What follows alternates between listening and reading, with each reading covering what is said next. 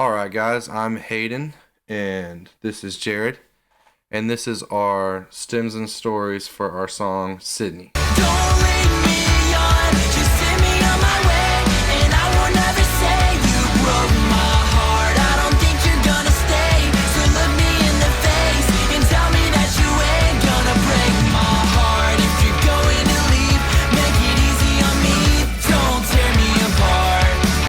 Cool, so we wrote this song in, Summer of 2019, probably like July and August. yes, I had just graduated high school, and I was out of town all summer, and I came back from the summer, and I had written what I thought was a really cool guitar riff. Basically, I took some of the chords that my dad had taught me from the way that we would play Open the Eyes of My Heart, Lord. It was just moving the E shape around. Which is a late 90s Christian worship song. Yeah. And I really liked how they sounded, so I just kind of like threw some distortion on it and started playing it like.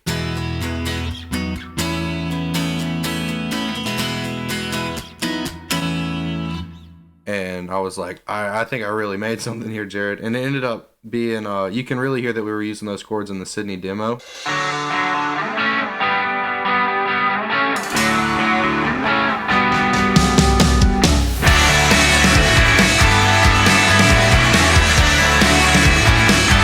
So I wrote what ended up being the second verse, and then started on a chorus, and I think that's kind of when we got together and kind of workshopped it. And from there, we actually wrote the first verse. I want to say I had some ideas for it, but I think we finalized it together and then trashed that second verse that started the song. So what you're going to hear from this is that any ideas that like helped inspire the song definitely didn't make the record. They never will. We can only hope. So, our producer Philip Birdsong has sent us the stems, and we've got a whole list of them here. Let's just kind of dive into them. So, since the first thing that was written on the song was the guitar, here's the guitar intro here.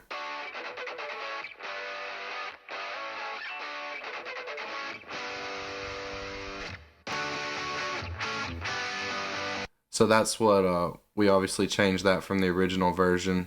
I just kind of changed the shape so that I wasn't tuning the guitar 2/2 steps down anymore. I was doing it in standard, and then added some of the chugs.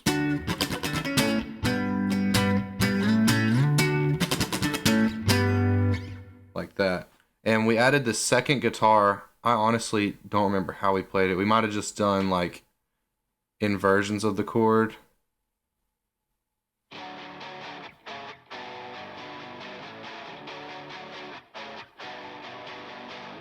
Just kind of a double that could be mixed differently so that it sounds big when they're together. Mm-hmm. Here's when it's together.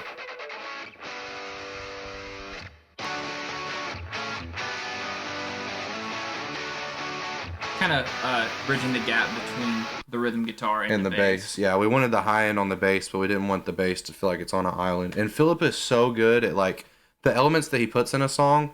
He's really good at knowing how they're going to sound in a mix. Mm-hmm. So like there's different aspects of it where it's like if you hear it by itself, you're like, I wouldn't have made this tone this way, but when you hear it all together, it sounds really good. I feel that way about the bass. When you solo out the bass, it sounds like really dirty. Yeah. Like really dirty, but it doesn't sound that way in the mix. Here's the bass track.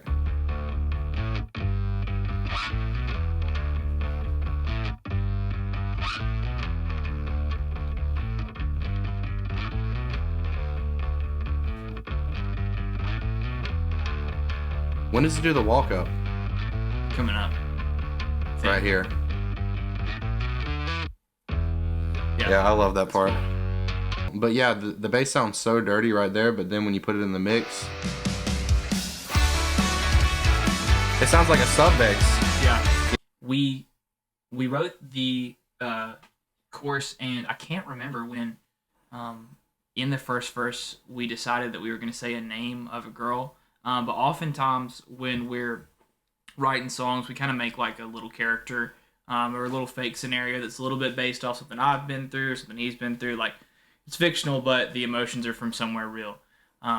So we just stuck the name Sydney on there for some reason. We had debate about what the name would be. Dude, we would so try different long. names. I think Cindy was even one of the Cindy. finalists. We thought Cindy maybe. Lindsay was weird because that's Lucas's wife's name. Yeah, it would have flowed pretty good. Too close to home though. We were gonna do just Hey Baby, but we're like, no, let's give her a name. That's cool. We went with Sydney because it sounded like "Send Me," which Yeah. is another lyric of the song. Right, which I didn't realize till like deep into it. I think we had said Sydney, and I was like, oh, that kind of goes with the chorus. And Hayden was like, yeah, bud, it does. We got to do a lot of polishing with this song, and we can talk about that now. So we went to record this song in the beginning of 2020. We went with some other songs that we put out.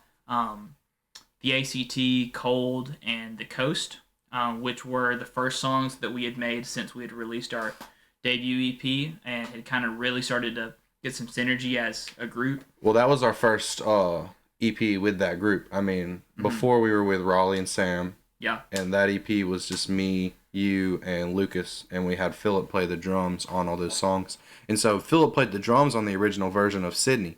So if you go to the Sydney demo, Years Beyond Wisdom Deluxe, the drums in that track are Philip Birdsong, the same one that produces our tracks, our producer. Yeah, so just to clarify, after we had released our 2018 EP, it had become myself, Hayden, and Lucas as the core group at that point.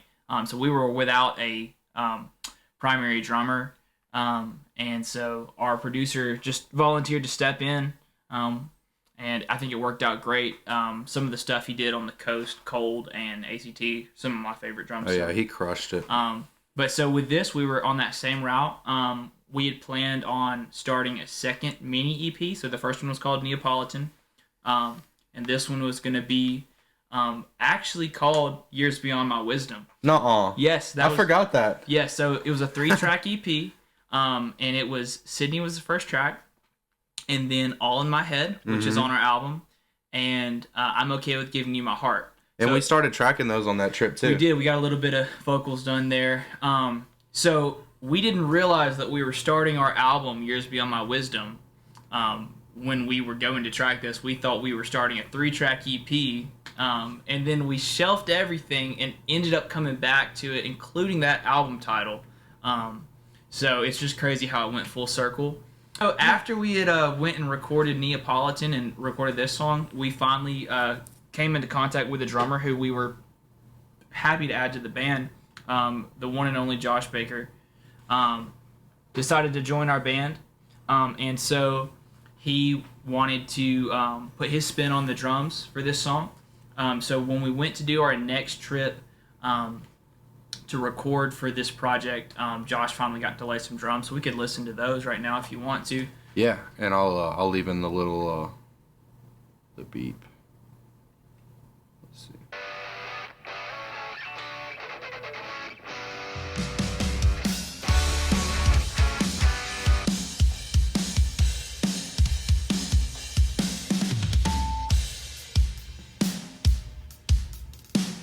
So the stops and the pockets kind of were changed when Josh did his version. The whole feel of the song is just a little bit different. But we had practiced the song with Josh, and so that's why the new version is also cohesive, because we knew where those stops were going to be when we started recording it the second time. Philip is so good at mixing drums. It's because Philip is a drummer as his primary instrument. I like how our album like stems videos are just like praising our producer. Yeah. So we recorded this stuff that you hear in the stems that's just total garbage, and he edited it and made it sound really good. Yeah. Speaking of things that Philip adds, here's our Philip trademark sound. It's not Philip Birdsong without a little bit of tambourine or shaker. That's going in there like the whole song. Yeah. If you go listen to any of the audiophile tracks, you're gonna hear some tambourine in there. There's shaker. Or a little bit of a shaker, something.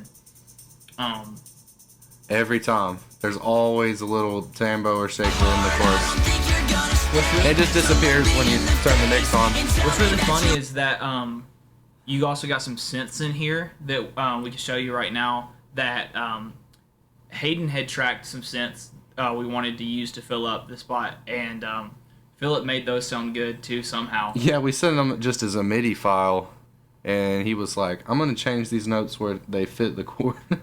We're really just trying to throw him a bone and let him go to work. We don't want to make it too easy for him. And we have some impacts in there. Yeah, I'm just going to play it all together because it sounds really cool. What's crazy is that when you hear the finished product, you have this like raw pop punk sound that is like, to me, I'm just hearing guitar. And Yeah. You go back and the magic is really in this little stuff right here. I got to get that riser going into the chorus.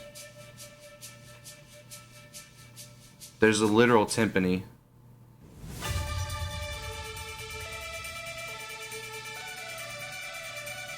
It's crazy. You just don't hear any of that stuff. It doesn't stand out. It doesn't take away. That just shows what a good producer can do. Oh, the timpani isn't until the last chorus. I got to hear it. This is the pre-chorus going into the last chorus.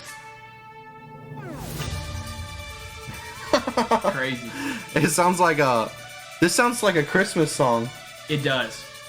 We're gonna release the Christmas remix. It's just the vocals and the synths. But you can't hear any of this stuff. Make it easy on me. It just disappeared basically. Yeah. So the trick to having a good song is just put a bunch of stuff in there and then just turn it down. It doesn't matter what it is. But that's just more of what we're talking about him. Like, he knows how to fill the space. Like, he knows what sound he needs to fill the space. And it's not something where you're going to solo it and be like, oh, this song needs that. Or, like, if you hear the tones on it, you're not going to be like, oh, as a standalone solo tone, that's great. But it fits what it needs to fit for the song. And it's awesome. We're exploring different ideas for each song. Since we've been recording for a few projects now, we've kind of had a template song, like the song that we get finished first, and we say, okay, if it doesn't live up to the standard of this song, it's not good enough to be released. And so Sydney became the new checkpoint song, and I think it did a great job. So I'm just going to solo a couple more things that add other features to the song. There's these background vocals for Jared that happen in the chorus. This is a method that we used on Back to California. Back to California originally, because when I originally tracked our first song, Back to California, I didn't have enough time at the studio to finish background vocals. And Philip was like, it's fine. And he synth generated some background vocals for us. And we liked how it sounded so much that there's been, most of our background vocals are still like, we're actually singing them, but there's been several times we've been like, you know what, I think the synth background vocals will sound good on this. Here's what they sound all together, and I guess I'll just add these other ones too. He's got so many vocals. You know how many tracks it takes to make Jared sound good? A lot. At least 6. I got them all highlighted right here. So here's the chorus vocals, all of them together. Don't lead me on, just send me on my way, and I will never say you And these are those broke synth my vocals. heart. I don't think you're gonna stay, so look me in the face and tell me that you ain't gonna break my heart. These are the Don't synth. lead me on, just send me on my way, and So I that's will his main never vocal, say just you pitched. broke my So another thing that is unique about the song that I think a lot of people don't pick up on is that the chorus has this other guitar that was added.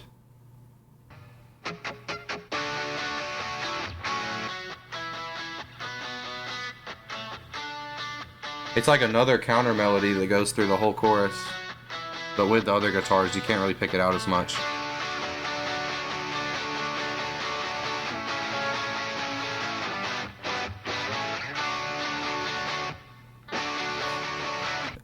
Oh, that's so weird. So weird hearing it without the harmonic. Yeah, we tracked the harmonics separately, I think, because it was easier that way. Yeah, that's why.